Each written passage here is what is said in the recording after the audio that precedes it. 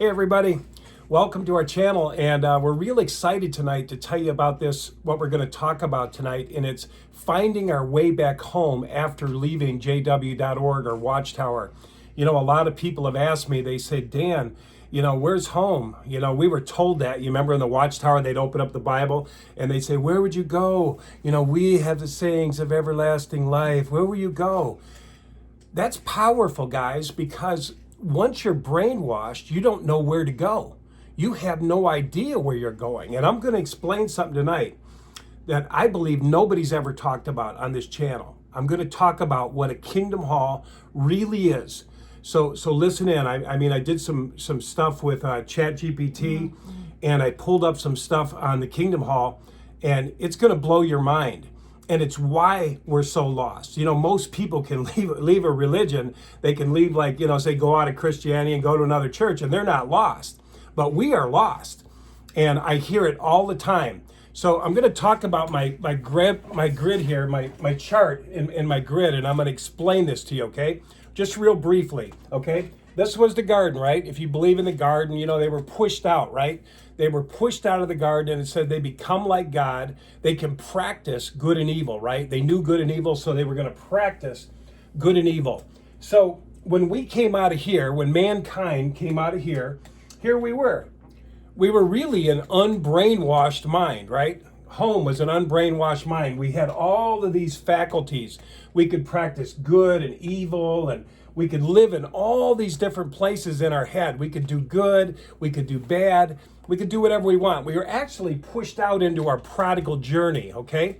So we all started down this road, and then somewhere along the line, we took the wrong road. Angela took the wrong road, or was born into the wrong road, okay? So I want to explain the road. I want to explain exactly what happened briefly. You already know this part, but you don't know about this Kingdom Hall, the way it's going to be presented, how what Angela's going to read to you is going to blow your mind, okay? So the very first thing that happened, right? Paradise, right? Who doesn't like paradise? And when they show it to you in the Bible, when they say, you know, the world's going to be a paradise, you know, and it's going to be wonderful and beautiful and sunshiny and everything's going to be, everyone's going to flock to that like bees on honey, right? Everyone's going to love that. So we go, yeah, tell me more. It says the wicked one will be no more, and you'll try to find when he won't be, because they're going to all be removed. And we're going, oh, thank God, right? And then we were told, and then we were invited into the Kingdom Hall, which was another cool place, right? We were invited into this group where everybody loved on us. And, oh, welcome, welcome. And, you know, we were hugged on, and we had community, which we know when you leave the witnesses, it's a little more difficult because you don't have this big community to hang out in. Oh, yeah. So we had people to go door to door with, drink coffees, have over in the evening, go to book studies with, you know, Sunday conventions, party time, you know. A real community, a real family. A real community and a real family. So that was a good thing, right? So paradise soon, right? Paradise tomorrow, any day, a community. And then they said, Jehovah's given us a loving provision. And that was the Bible. And so we said, okay, cool, right? And it says right here, right? John 17:3 was our favorite scripture. This means everlasting life, taking in knowledge. You know, you guys know the scripture. And so we were going to take in knowledge from this organization, and we were going to get to live in a paradise and hang out with these people the rest of our life. Pretty cool. Let me see what else I got here. And then the promise was we were going to build houses and have occupancy, and we were going to have animals and all of this wonderful, beautiful paradise. We were going to return to the bloom of our youth.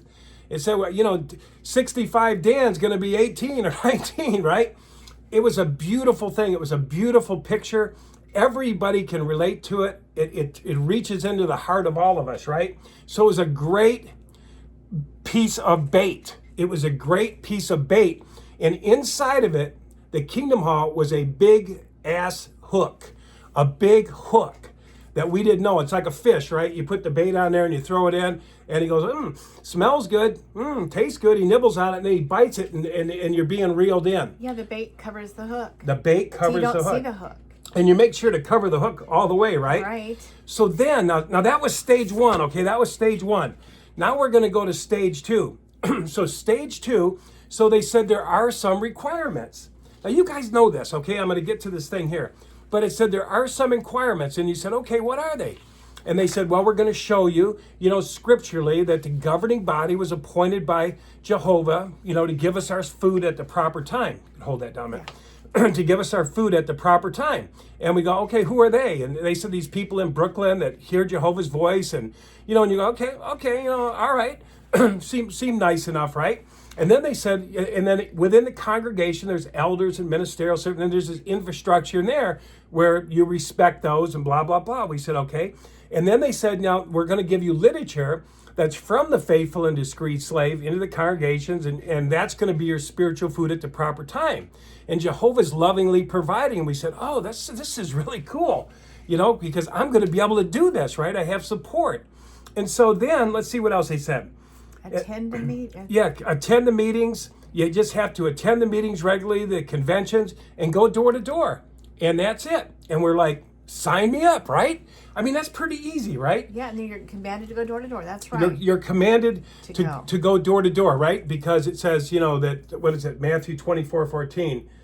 The good news will be preached in all the inhabitants. So we were commanded. So we're like, all right, I guess I can learn to do that. I mean, this is worth it, right? Paradise and all this stuff real shortly. Yeah, sounds really good. It sounds easy enough. It sounds easy enough. So here we were. We're in the Kingdom Hall now. We've got the Bible in our hands. We've got the governing body. Okay, everything's set up. And we go in there like innocent lambs to the slaughter. Or the fish that naively is smelling the bait, going closer and closer to it until he takes a bite. So there we were, sitting in a Kingdom Hall. Now here's what happened, okay? And I'm going to have Angela read it in a minute. But the Kingdom Halls, what we didn't know, this is the hook. What we didn't know was that the Kingdom Hall was an indoctrination tank. And I'm going to read the description for you.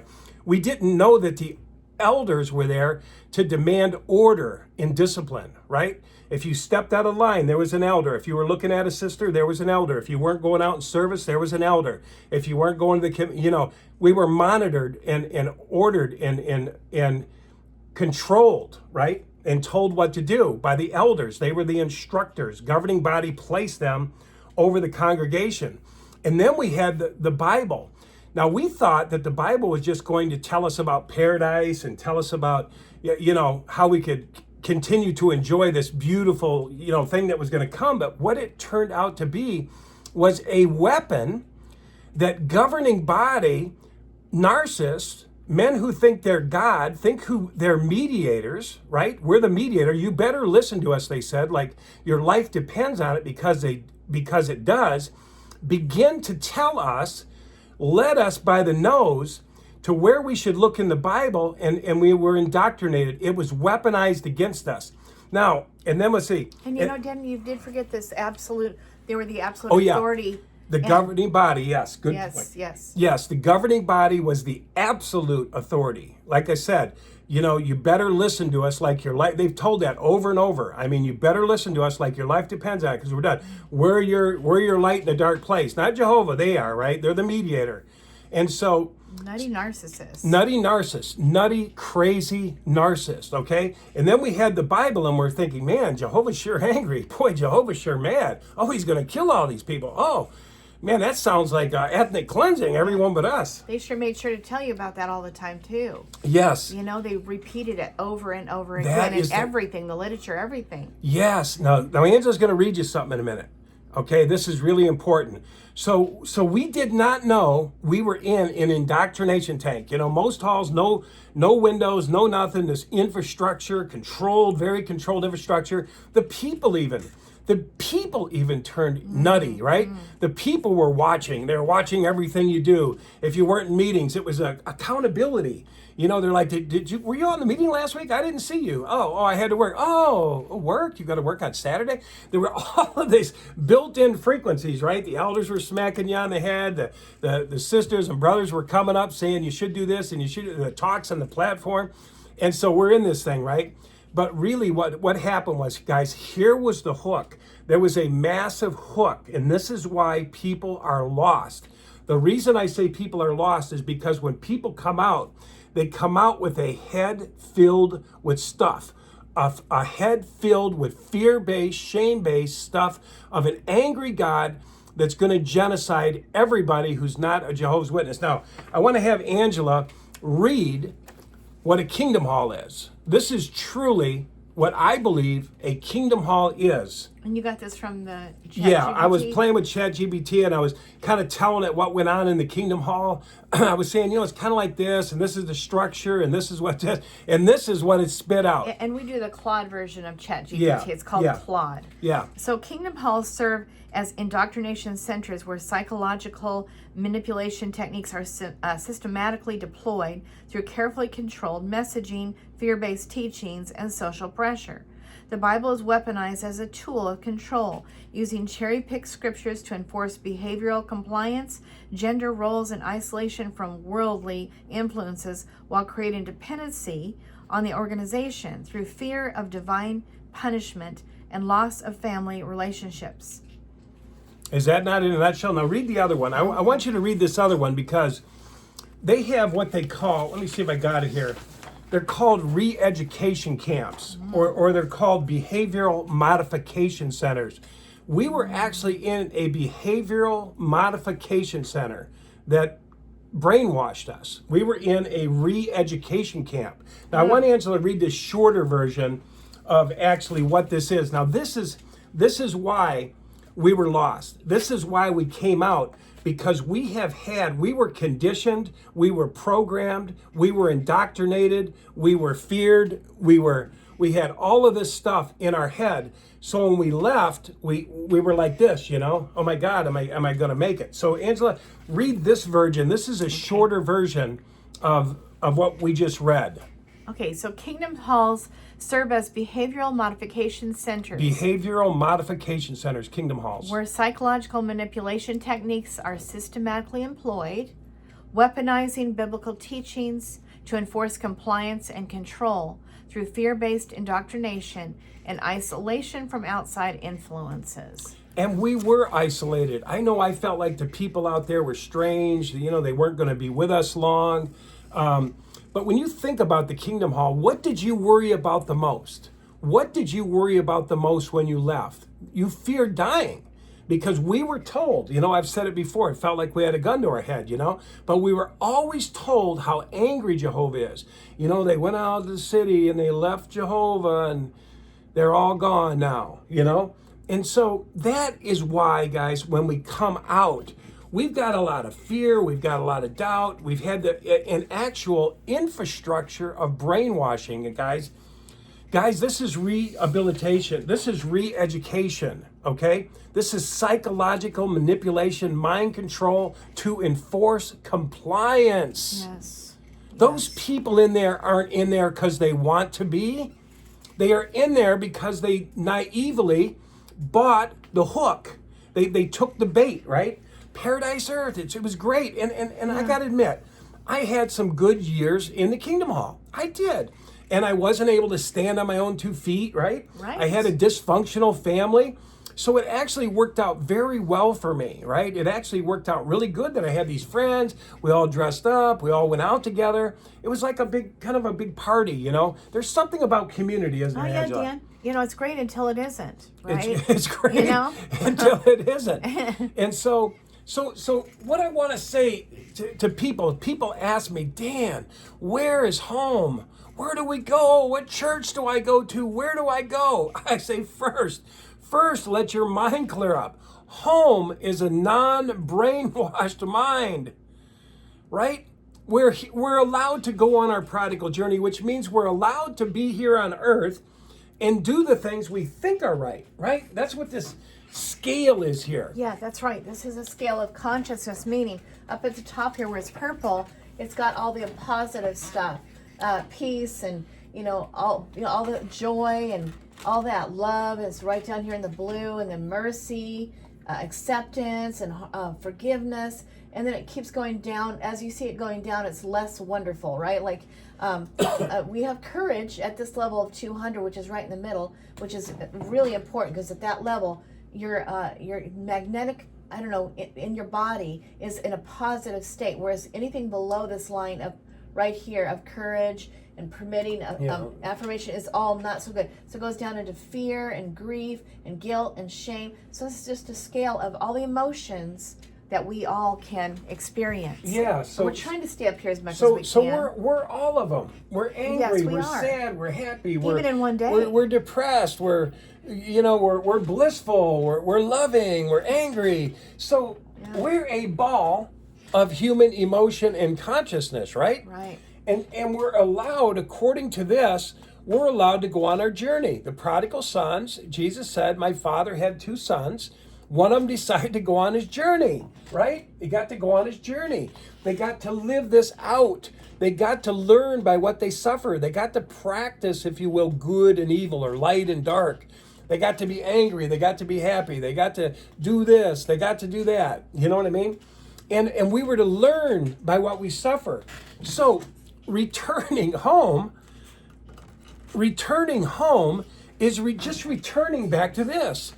I'm just getting off the programs, like the movie The Matrix, right? When he came down the tube, he says, I want truth. And he says, okay, take what was it, red pill or blue pill? Yeah, I don't know. One of the pills he took sent him down the tube, and all of a sudden he was unhooked. I don't know if you remember that big machine came and unhooked him. Zzz, zzz, zzz, zzz. Yep. That was the matrix, like you say, the matrix of Jehovah's Witness ideology. Blue is stay asleep. Blue is stay asleep.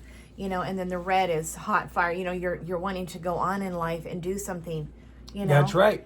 So he had to unprogram. So that's us leaving, right? So we're unprogrammed.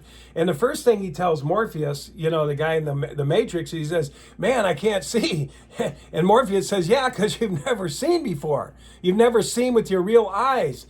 And part of our problem, guys, is because Watchtower has told us how to think, how to have sex, how to eat, how to go do it. We were like in a nursing home. We really were. We were in a nursing home. We were told when to get up, when to go to the meeting, when to study, when to do this. You can have a beard now. You can have a pantsuit now. And then, unfortunately, when you come out, you start thinking, okay, now who's going to tell me what to do now? Right. Oh, it's just crazy automatic that way, guys. And it really is. I experienced it firsthand. Dan witnessed it. Yes. I wanted somebody to tell me what to do. Lost. She'd get lost driving the car. Yeah. See, we haven't been able, truthfully, we actually gave witnesses the remote controls of our own vehicle. So the problem is about coming back home is we don't know how to operate in our own vehicle. It's like, give me back that remote control. Yeah. So the Watchtower throws you out and throws the remote controls out, cuts you off from your family, and then said, good luck. Because we've allowed them to drive this vehicle. They were the people who controlled our inner temple, our inner guide. I mean, think about it. If you're told at 65 you can have a beard by somebody else, I got to say you're brainwashed. Let's just say that you're brainwashed. Or women are told you can wear a pair of pants now in the Kingdom Hall. I mean, think about this, guys. I mean, that is seriously brainwashed. So we have never learned to think. We have never learned to drive our own vehicle. We don't know what we're doing. We've given the steering wheel back. We say, you know how people, when they first drive a car, you're not used to driving. You push the gas and it throws you back, and then you turn, it turns sharp, and you hit the brake and it stops too soon. And right. You're like, holy cow. That's what happens when you first come out of the Kingdom Hall. Yeah, it's kind of like they have the control of the car, and so they're deciding what's going to go on in the car. And if you do anything that's out of line, you might get kicked out of the car. So you're not going to do that, right? You're going to be in compliance. You're going to be obedient little children because you don't want to be kicked out. And so then when you finally get the controls, you don't know what you're doing. It's scary as all heck. You just feel like I need someone to help me. I need someone to, guide me. I tell me what to think. And how do you do that? How do you do this? How do you do all these controls in the car? And you're just freaking out. That's really what this is really like. Angela would call me and tell me she's lost. Oh God. When I first met Dad, it was just absolutely dreadful. Because I wasn't used to these roads and where I was going. It was dark at night, and I think I got lost 4 or 5 times in the same night, and I was traumatized. And so you know how it is when you're in trauma, you do a lot more dumb stuff because, well, maybe this is it, and you get off that exit, right? And then it's hard to get back on. Now you're really lost, and you're all turned around. Oh my God! Well, yeah, and you couple that with fear. You left the organization. You're gonna get the second death where there's no resurrection. And all this stuff. I remember my brother. I was with my brother when he was still alive, and my cousin came over and was asking him some questions. And so I'm waiting for this simple answer. Hey, Phil, I need an answer on something. And he goes, yeah, let me see. And so she asked him this question, and he goes, that's in one of the volumes, And I'm like, oh crap, this is going to be huge, So he goes through all of these Watchtower volumes. Remember those big brown turd-looking books? He went through and he started looking, chapter so-and-so, Watchtower 1975, and he's going through and he goes, I found the answer. Not your brain, see? We haven't used our brain. That's why it's so freaky. That's why when you come out, you were supposed to do this. You were supposed to use this brain. You were supposed to fall and get back up and, drive the car and turn it too sharp and make all the mistakes. And then as you got older, I got to take care of myself. Hey, I got to get a job. I've got to do this. Hey, I've got to drink in moderation. Hey, I got to be careful with those women. You had these things built in because you've had some life experience, right? It wasn't just this to your head, telling you better obey. So I just wanted to say that, guy, today. Finding your way back home is finding your way back here. Just stay out of the churches for a while. Trust me. I mean, here's the thing. If there is a good place for you to go, if there's some kind of place for you to go where they're loving, where you can feel the love, support, go there. If it's a spiritual community, even religious, whatever. But take your time. A friend of mine told me years ago, she said, Dan, take all the time you need. Don't rush to get here. Of course, I wasn't going to listen to her because I wanted the next truth.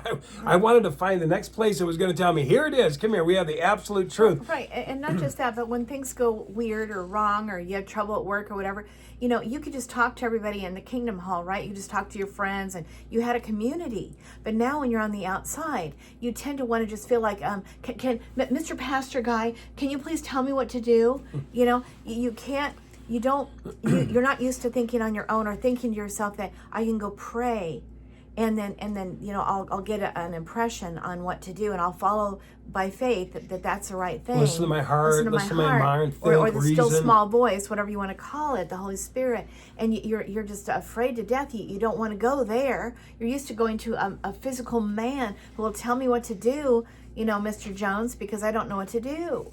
And how should I do this? Should I do that? Should I do? And it's just crazy, guys, how we do that. But don't worry, you will learn it. You don't have to get mad at yourself. That's the nice part about this up and down thing that we do. We don't have to feel guilty that we're up and down in we don't know where we're day. going. Yeah, or that we screwed up or that we got fired because we weren't appropriate in how that we, we said things that were somehow not appropriate and they didn't like us and they fired us. We're dysfunctional, right? We don't beat ourselves up for that. We just say, I'm learning. That's you just right. learn what you can and you be okay with the mistakes. We're going to make them. Or let's just say that you've been controlled so much you couldn't have any kind of sex of any kind, and when you finally get free you start going nuts with all of that, and that's probably logical, but right. you learn by what you suffer, right? So and if you haven't used your brain for a while, what you don't use you lose, right? Yeah. What you have, it says more will be given. What you don't have, even that'll be taken. But you can get it back. You can get it back. And that's what I wanted to say in closing here, guys. One of the things I want to say to any PMOs or anybody out there, we've all had to go the same way. Yes. Angela had to go out there, risk fear, risk dying, risk going out in this wicked world. We all had to go the same way, and you're going to be okay. You're going to acclimate, right? They call it acclimate. You're going to get, your feet are going to touch the ground. You're going to stop going like this. You're going to start seeing there's very nice people out there that love you, care about you, maybe offer you some assistance, right? And take it. If you can. Yes, and I want you to know you're never alone. And I want to say this, Watchtower did not create you, God did. Watchtower is not your owner. God is your owner. Amen. God knitted you together in the womb. God intended you to be here to live out this.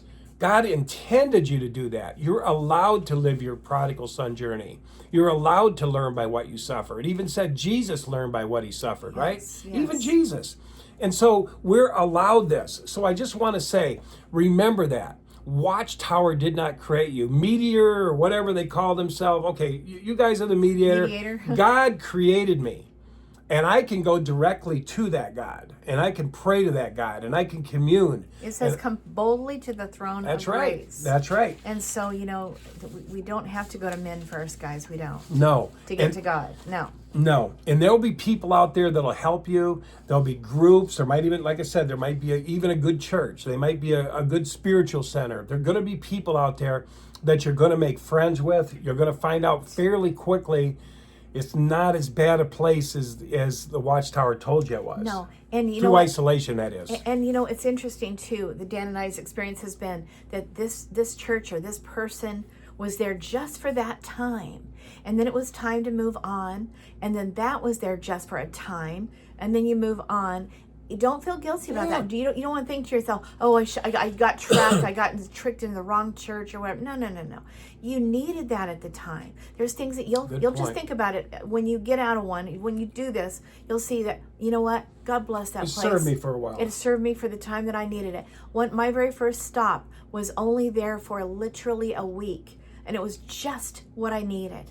And then once they realized what a mess I was, they threw me away like I was nothing. But had they not been where they were with the giftings that they had, I never would have gotten out ever. But because I felt so good and I felt that they would help me and they could support me in what I was going through, I was able to face what I needed to face and get real. And they gave me that permission because I felt safe. And then all of a sudden they're like, oh, we can't deal with you. You have to go to that church. And so then I had to move on. But it was a blessing because I would never have left, and they were just what I needed. They helped me a lot, actually, in the very beginning. That first couple weeks, actually, it was about a couple weeks. It was a godsend, but then it was time to move on.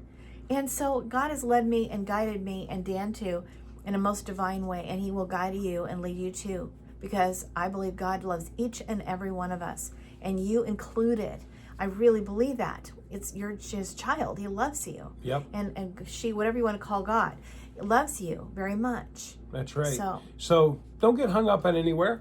Let them serve you. You serve them. Let them serve you, and then move on. And you'll find most of them are like Watchtower. When you leave, they say, "Hey, good luck to you. Have a good one." Most of them, it's an open door. It's not like Watchtower where you have all this punishment and stuff. I hate to say it, but sometimes when you're not complying, they're like, well, if you don't want to get baptized in the church, then you don't want to be. Yeah, you can end up. There's a lot of them, just like the witnesses. They kind of honestly. kick you out. I mean, not like as mean like the witnesses, but if you don't want to comply, then okay, bye, adios. And that's time. That's just your sign that it's time to leave. Next, I'm sorry, but we're learning, and until we find what we're looking for, whatever that is, and you will find it. You'll find it. You'll be guided. Yeah. The same hand that knitted you together is still on you. The same breath that God put you into is still in you. We wouldn't be alive if it wasn't for God. So anyway, that's it, guys. We'll see you guys on the next video. Amen. All right. See you then. We love you. Love you. Bye-bye. Bye-bye. Oh, Dan and Angela with a heart to heart. Yeah, heart to heart or life after religion, whatever you want to call it. Oh, that's right. We're life We're after heart to heart religion. too. Yeah. Okay. All right. See you on the next one. Bye-bye.